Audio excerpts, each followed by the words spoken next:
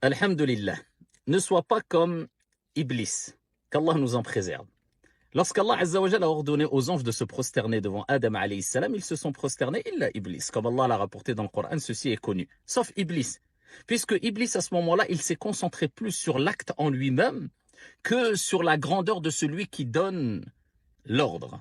Celui qui a commandé à Iblis de se prosterner devant Adam alayhi salam, à savoir Al-Hakim, le sage par excellence, Allah subhanahu wa ta'ala. Il n'a pas saisi à ce moment-là que tout ce que Allah nous ordonne, que nous le comprenions ou pas, n'est qu'une sagesse, n'est que sagesse et n'est que bien pour nous.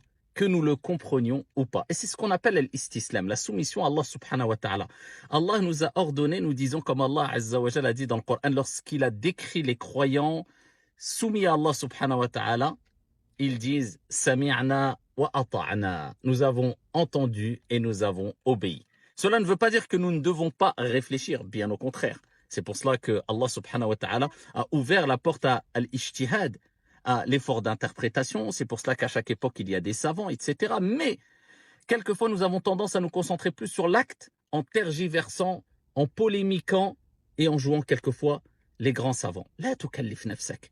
Reste à ta place et ne va pas au-dessus de tes capacités. Concentre-toi plus sur le fait qu'Allah Azza wa Jal t'ait ordonné et qu'Allah subhanahu wa ta'ala n'ordonne que le bien, et concentre-toi et médite quant à la grandeur de celui qui t'a donné l'ordre. Et à ce moment-là, tu verras que tu adoreras Allah subhanahu wa ta'ala de manière plus sereine et tu te rapprocheras d'une meilleure manière de ton Seigneur tabaraka wa ta'ala.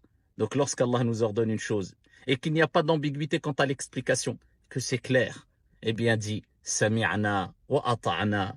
غفرانك ربنا وإليك المصير. Ya Allah, nous avons entendu et nous avons obéi. C'est ce qu'on appelle la soumission à Allah.